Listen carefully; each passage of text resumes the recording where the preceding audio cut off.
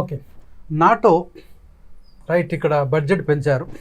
North Atlantic right trade organisation, North Atlantic Treaty Organisation right. Okay. So ఇక్కడ కొన్ని దేశాలు especially North America కలిసి, Europe కలిసి, కొన్ని దేశాలు కలిసి వాటి ఒక డిఫెన్స్ ఒప్పందం చేసుకున్నాయి, రక్షణ ఒప్పందం. దానికోసం అవి సంఖ్య 12 ఉండే 32 అయింది. ఇది ఎప్పుడు నాటో స్టార్ట్ అయిందంటే 1949లో స్టార్ట్ అయిన విషయాన్ని మనం అర్థం చేసుకోవాలి. ఓకేనా. సో ఇక్కడ హెడ్ క్వార్టర్ చూసినట్లయితే 4952 లండన్ ఉంది, 5267 మధ్యలో ప్యారిస్ ఉంది, ప్రస్తుతం బ్రజిల్స్ ఉన్న విషయం ఇక్కడ అర్థం చేసుకోవాలి రైట్.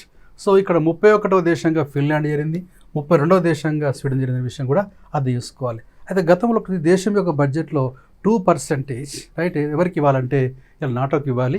ఇది 5% జీడిపి అనే సంగతి మనం విషయం అర్థం చేసుకోవాలి. ఒక 2% జీడిపి నుంచి 5% జీడిపికి పెంచారు.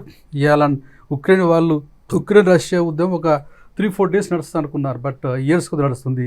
ఎందుకోసం నాటో అనేది సప్లై చేసిన విషయం అర్థం చేసుకో right. So NATO helps Ukraine విషయం అర్థం చేసుకోవాలి. ఇక్కడ defence coordination, UN became right puppet.